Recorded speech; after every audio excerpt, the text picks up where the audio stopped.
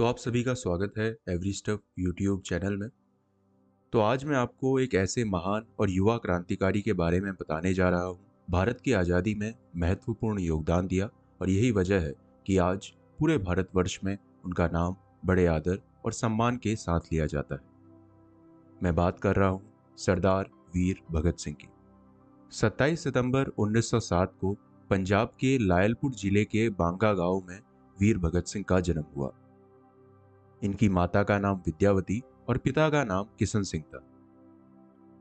सरदार किशन सिंह भी एक क्रांतिकारी थे।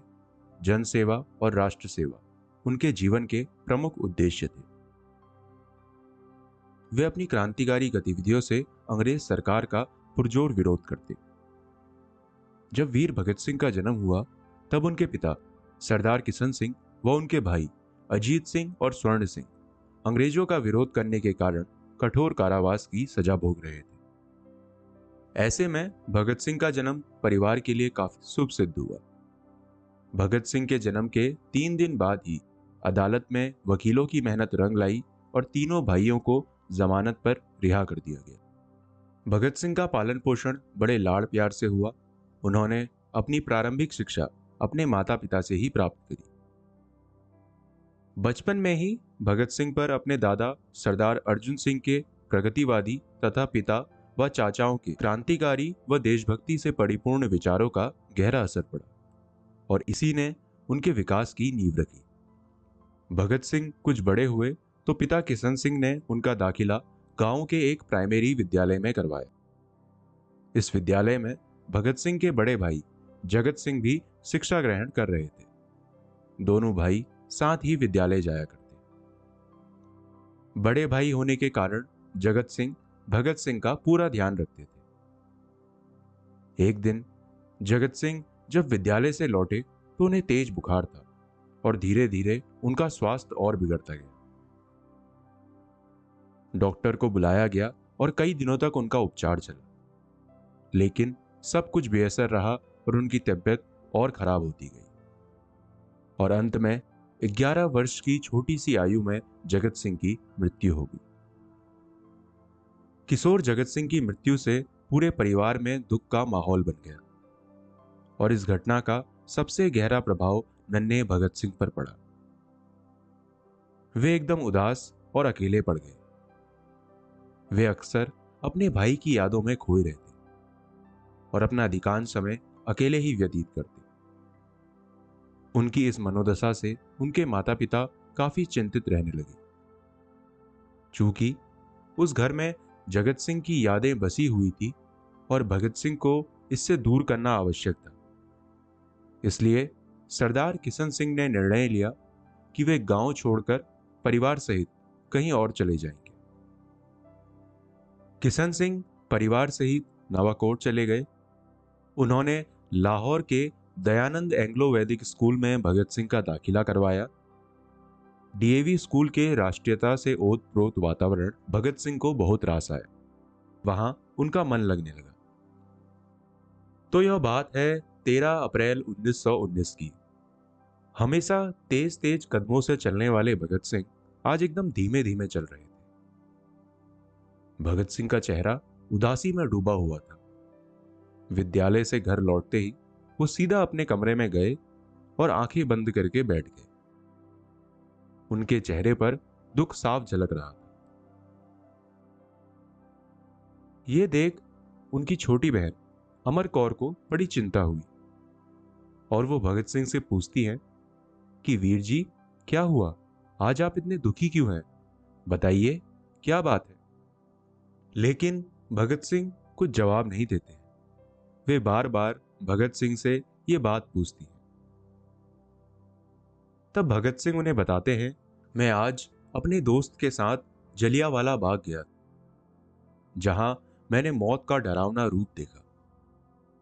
फिर वे अपनी जेब से एक शीशी निकालते हैं जिसमें खून से सनी मिट्टी भरी होती है और उसे एक सफेद रुमाल के ऊपर रख देते हैं।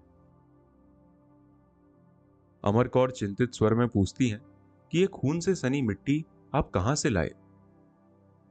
भगत सिंह जवाब देते हैं कि अमृतसर के जलियांवाला बाग में जनरल डायर और उसके अंग्रेज सैनिकों ने निहत्थे लोगों को मार डाला।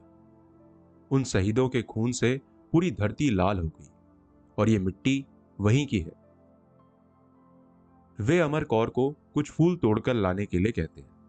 उसके बाद दोनों भाई बहन उस मिट्टी को फूल अर्पित कर हाथ जोड़कर प्रार्थना करते हैं।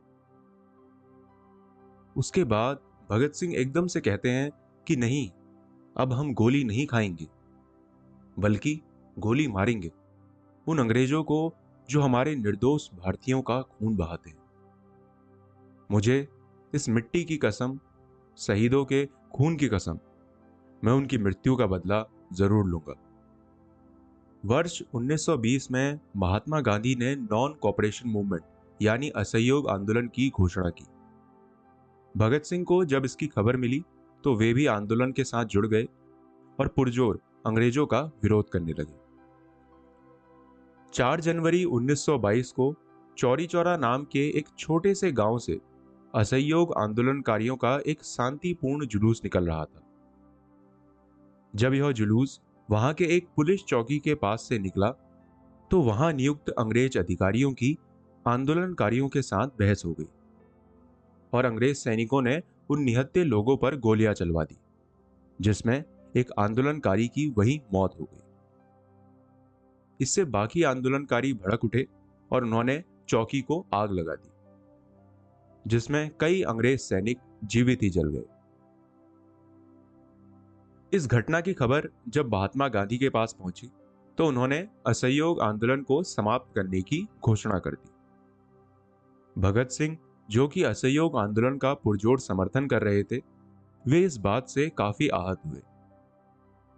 उनका कहना था कि सिर्फ एक घटना की वजह से महात्मा गांधी को इतने बड़े आंदोलन को स्थगित नहीं करना चाहिए था। दरअसल उस समय तक यह आंदोलन काफी बड़ा रूप ले चुका था और देश भर से लोग इसका समर्थन कर अंग्रेजों व उनके विदेशी सामानों का पुरजोर विरोध कर रहे थे और ऐसे में इतने बड़े आंदोलन को स्थगित करना बिल्कुल उचित नहीं था। इस निर्णय से भगत सिंह और उनके साथी काफी क्रोधित थे और भगत सिंह ने अपने साथियों से कहा कि अहिंसा का मार्ग अब हमारे बस का नहीं। मैंने अमृतसर के जलियांवाला बाग में अंग्रेज सैनिकों द्वारा किया गया वो नरसंहार देखा है। कैसे उन मासूम लोगों को, जिनमें महिलाएं, पुरुष, बच्चे सभी थे, उन्हें बुरी तरह से तड़पाकर अंग्रेजों ने मार डाला। हम उसे कैसे भूल सकते हैं? मैं उन शहीदों के खून का बदला अवश्य लूंगा और चाहे इसमें मुझे अपना जीवन ही बलिदान क्यों ना देना पड़े। और इस प्रकार नरम दल से अपने क्रांतिकारी जीवन की शुरुआत करने वाले भगत सिंह गरम दल के साथ जुड़ गए। दरअसल उस समय 2 प्रकार के दल हुआ करते थे।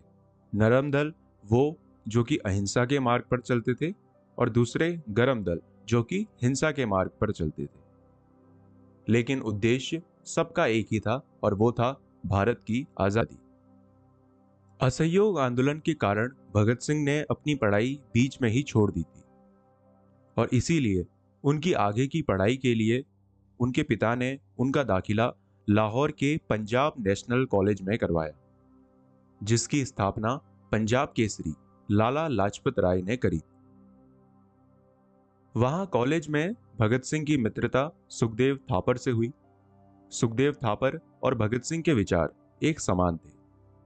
वे भी मातृभूमि की रक्षा के लिए अपना सर्वोच्च न्यौछावर करने का संकल्प ले चुके थे और यही वजह थी कि पहली मुलाकात में ही दोनों की काफी घनिष्ठ मित्रता हो गई।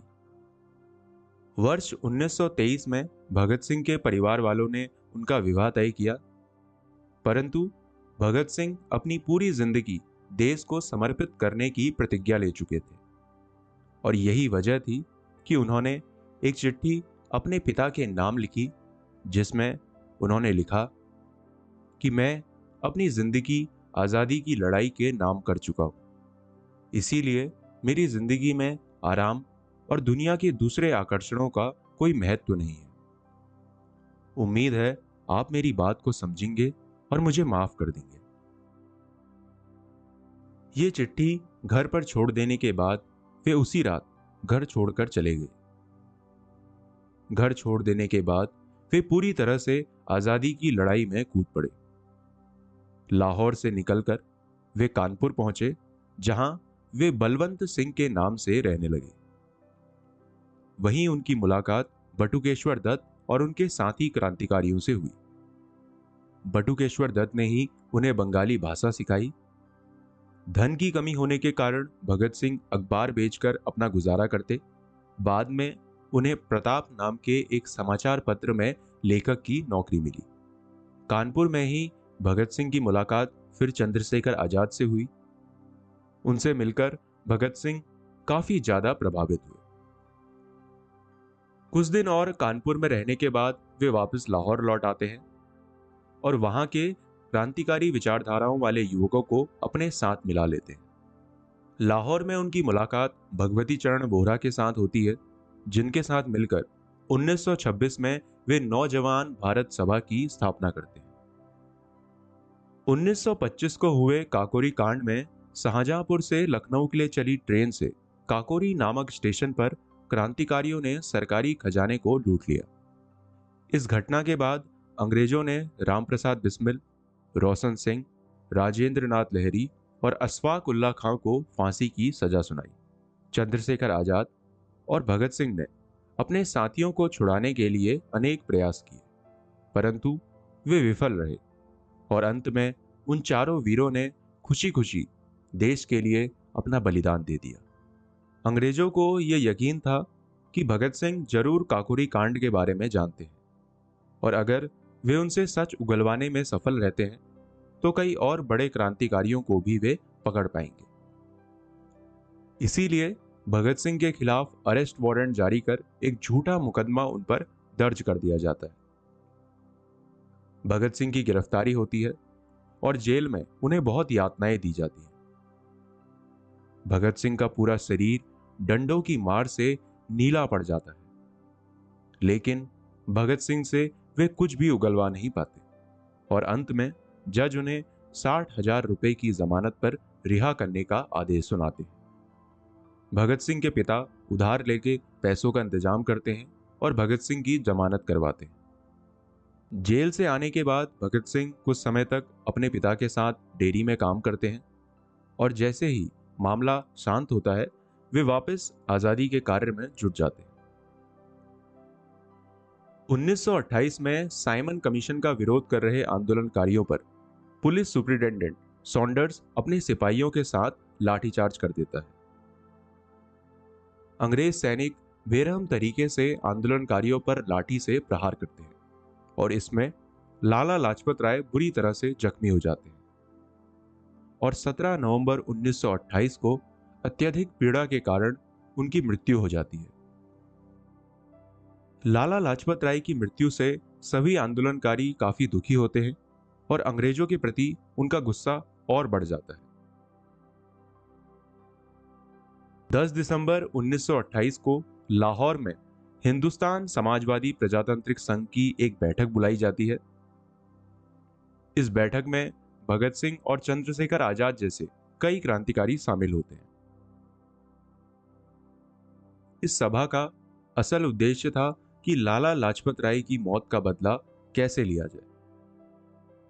साइमन कमीशन के विरोध के दौरान लाठीचार्ज का आदेश पुलिस अधिकारी स्कॉट ने दिया था और इसीलिए क्रांतिकारी उसे लाला लाजपत राय की मौत का जिम्मेदार मानते थे। इसीलिए सभा में अंग्रेज पुलिस अधिकारी स्कॉट को मारने का निर्णय लिया गया और इसका जिम्मा चंद्रशेखर आजाद को सौंपा गया। चंद्रशेखर आजाद और उनके साथियों ने स्कॉट को एक निश्चित स्थान पर मारने की योजना बनाई। कई दिनों तक उन्होंने उसकी निगरानी करी और आखिरकार 4 दिनों के इंतजार के बाद वो दिन आ ही गया। भरी दोपहर थी, चिलचिलाती धूप और चारों तरफ एकदम सन्नाटा छाया हुआ था।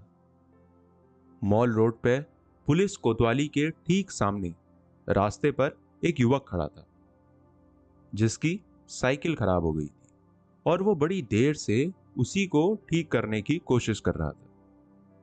तभी कोतवाली में से एक पुलिस अधिकारी निकलता है और अपनी मोटरसाइकिल स्टार्ट कर गेट तक पहुंचता है। जैसे ही वो वहां से बाहर निकलता है, गेट की आड़ में खड़ा एक युवक अपनी रिवॉल्वर से गोली दाग देता है। फिर दूसरा युवक भी आगे बढ़ता है और कहीं ये जीवित ना हो यह सोचकर वो भी उस अंग्रेज अधिकारी पर 2-3 गोलियां दाग देता है। और फिर दोनों युवक और पास में ही झाड़ियों की आड़ में रिवॉल्वर लिए बैठे हुए चंद्रशेखर आजाद तीनों वहां से भाग जाते हैं। अंग्रेज अधिकारी पर पहली गोली चलाने वाले थे राजगुरु और उस पर गोलियों की बौछार करने वाले भगत सिंह थे। लेकिन इस घटनाक्रम में एक गलती हो गई। दरअसल जिस क्रांतिकारी को अंग्रेज अफसर स्कॉट पर नजर रखने का काम सौंपा गया था, वो सॉन्डर्स को स्कॉट समझ बैठा और इस वजह से जो अधिकारी मारा गया वो स्कॉट नहीं, सॉन्डर्स था।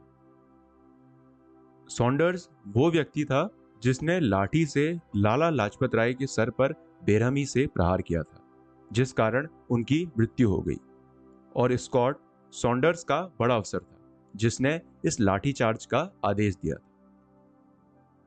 अब जब यह खबर फैली तो इससे लोग बड़े खुश हुए और जगह जगह उन्होंने पोस्टर लगा दिए जिनमें लिखा था, सॉन्डर्स की मौत से लाला लाजपत राय की हत्या का बदला ले लिया गया, इनकलाब जिंदाबाद। इन्हीं नारों के साथ ऐसे कई पोस्टर हर तरफ चिपका दिए गए। अब इस घटना से अंग्रेज बुरी तरह से बौखलाए हुए थे और उन्होंने सॉन्डर्स के हत्यारों को पकड़ने के लिए कार्रवाई तेज कर दी। कई क्रांतिकारियों को पकड़ा गया, लेकिन फिर भी वे हत्या से जुड़ा कोई सबूत नहीं जुटा पाए। अंग्रेजों को विश्वास था कि इसके पीछे भगत सिंह और उनके साथियों का ही हाथ है, लेकिन अब तक वे कहीं गुप्त हो चुके थे और इसी कारण अंग्रेज उन्हें पकड़ने में विफल रहे। अंग्रेजों ने भगत सिंह को पकड़ने के लिए कार्रवाई तेज कर दी थी, इसीलिए भगत सिंह ने अपना रूप पूरी तरह से बदल लिया था ताकि वे अंग्रेजों को चकमा दे सके। भगत सिंह एक बड़े अधिकारी का जैसा हुलिया बना लेते हैं। साथ में उनकी एक महिला होती है जिनका नाम था दुर्गावती देवी। वे भगत सिंह के साथी क्रांतिकारी भगवती चरण वोहरा की पत्नी थी और भगत सिंह उन्हें दुर्गा भाभी के नाम से बुलाते थे। दुर्गावती देवी का भगत सिंह को लाहौर से सकुशल निकालने में अहम योगदान था। वे भी एक अधिकारी की पत्नी की तरह तैयार हो जाती हैं। फिर भगत सिंह और दुर्गावती देवी रेलवे स्टेशन पहुंचते हैं। भगत सिंह कोट पैंट पहने हुए होते हैं, सर में एक हैट होता है। साथ में दुर्गावती देवी अपने बच्चे को गोद में लिए एक अधिकारी की पत्नी की तरह उनके साथ खड़ी हो जाती है। स्टेशन पर कई बार अंग्रेज सैनिक उनके सामने से निकलते हैं, लेकिन उन्हें जरा भी शक नहीं होता कि ये भगत सिंह है। कुछ समय बाद कलकत्ता की ट्रेन आ जाती है और भगत सिंह दुर्गावती देवी के साथ उसमें चढ़ जाते हैं और सकुशल कलकत्ता पहुंच जाते हैं। तो इस प्रकार अंग्रेजों की आंख में धूल झोंककर वे लाहौर से बच निकलते हैं। 1930 में अंग्रेज सरकार 2 बिलों को असेंबली में पारित करने का निर्णय लेती है।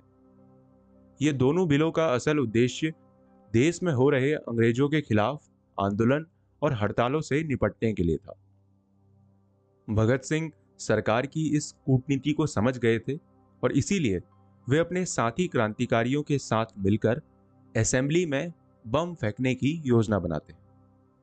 बम फेंकने का मकसद किसी को मारना नहीं था, बल्कि ब्रिटिश हुकूमत द्वारा लागू किए जाने वाले इन 2 बिलों का विरोध करना था। 8 अप्रैल 1929 इस दिन सरकार असेंबली में इन बिलों को पारित करने वाली होती है। भगत सिंह अपने साथी बटुकेश्वर दत्त के साथ असेंबली में पहुंचते हैं। जैसे ही वहां इन बिलों की घोषणा होती है, अचानक जोरदार धमाका होता है और असेंबली गूंज पड़ती है। चारों तरफ भगदड़ मच जाती है। अंग्रेज अधिकारी सिपाहियों के साथ बाहर की ओर भागते हैं। भगत सिंह और बटुकेश्वर दत्त अभी भी अपने स्थान पर खड़े होकर इनकलाब जिंदाबाद के नारे लगा रहे होते हैं। थोड़ी देर में अंग्रेज सिपाहियों का एक दल वहां आता है। भगत सिंह और बटुकेश्वर दत्त अपनी अपनी रिवॉल्वर सामने रखते हैं और आत्मसमर्पण कर देते हैं। गिरफ्तारी के बाद उन पर मुकदमा चलता है और अंत में उन्हें दोषी करार देते हुए आजीवन कारावास की सजा सुनाई जाती है। भगत सिंह को जब लाहौर जेल में रखा जाता है तो वहां कैदियों की स्थिति काफी खराब होती है। ना उन्हें भरपेट खाना मिलता है और ना ही कोई स्वास्थ्य सुविधा। और इसी के विरोध में भगत सिंह 13 जुलाई 1929 को भूख हड़ताल पर बैठ जाते हैं और यह घोषणा करते हैं कि जब तक यहां स्थिति नहीं सुधारी जाती, ये भूख हड़ताल जारी रहेगी। भगत सिंह के साथ यतेंद्र नाथ दास और बाकी कई और कैदी भी भूख हड़ताल में बैठ जाते हैं। अंग्रेज उनकी भूख हड़ताल तोड़वाने की काफी कोशिश करते हैं, लेकिन वे सफल नहीं हो पाते। दिन प्रतिदिन कैदियों की हालत बिगड़ती जाती है। भूख हड़ताल के 63वें दिन भगत सिंह के साथी यतेंद्र नाथ दास की हालत काफी ज्यादा बिगड़ने से मृत्यु हो जाती है। ये खबर जब बाहर फैलती है तो इससे अंग्रेज सरकार की काफी आलोचना होती है और अंग्रेजों के प्रति लोगों का गुस्सा और बढ़ जाता है। अंत में सरकार को क्रांतिकारियों के सामने झुकना पड़ता है और उनकी सभी मांगें मान ली जाती हैं। और आखिरकार 114 दिनों के बाद 5 अक्टूबर 1929 को इस ऐतिहासिक अनशन की समाप्ति होती है। भगत सिंह पर कई और मुकदमे भी चलते हैं। 5 अक्टूबर 1930 को सॉन्डर्स हत्याकांड में भगत सिंह और उनके दो साथी सुखदेव और राजगुरु को दोषी करार देते हुए अदालत फांसी की सजा सुनाती है।